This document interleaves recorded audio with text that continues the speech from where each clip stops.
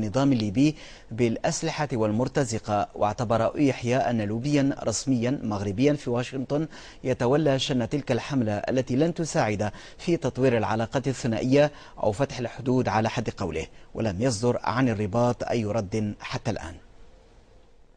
بين الجزائر والمغرب أزمة ثقة ما إن تخبو قليلا حتى تستعر من جديد في شكل اتهامات واتهامات مضادة، هذه المرة على خلفية أحداث ليبيا وما فجرته من أقاويل عن دعم الجزائر نظام العقيد القذافي وإمداده بالسلاح والمرتزقة في حربه مع الثوار الساعين لإنهاء حكمه.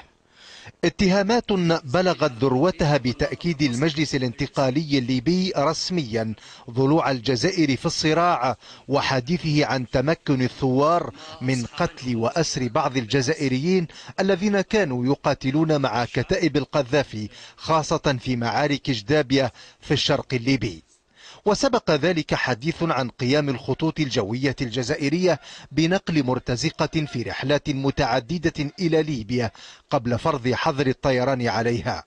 يومها استنكرت السلطات الجزائرية اتهامات الانتقالي الليبي واعتبرتها محاولة لإقحامها في الصراع دون وجه حق، لا بل وتوقع الجزائريون أن تشهد علاقات بلادهم مع ليبيا تدهورا إذا ما انتصر الثوار وسقط القذافي.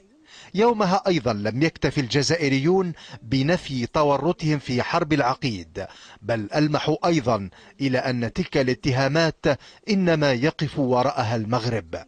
لكن ذلك التلميح ها قد تطور إلى تصريح على لسان رئيس الوزراء الجزائري أحمد يحيى، فقد اتهم ما سماه اللوبي المغربي الرسمي في الولايات المتحدة الأمريكية بالوقوف وراء اتهام بلاده بدعم القذافي، قائلا إن ذلك اللوبي يقيم قيامة هناك في واشنطن. وخلص يحيى إلى أن ذلك لن يكون عاملا مساعدا لفتح الحدود المغلقة منذ 17 عاما.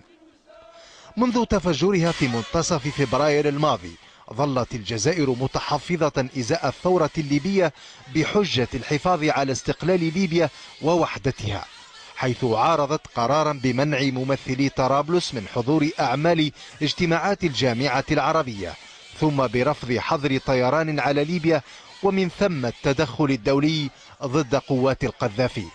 كما كرر المسؤولون الجزائريون مخاوفهم من تداعيات الصراع في ليبيا على المنطقة، وحذروا في غير ما مرة من وصول السلاح الليبي المتنوع والمتطور إلى أيدي مقاتلي القاعدة في منطقة الساحل والصحراء.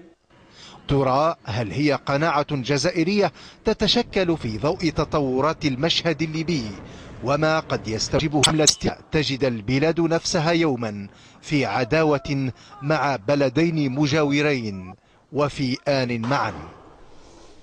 أكد المجلس الأعلى للقوات المسلحة في مصر أنه يعمل بكل جدية لإنهاء الفترة الانتقالية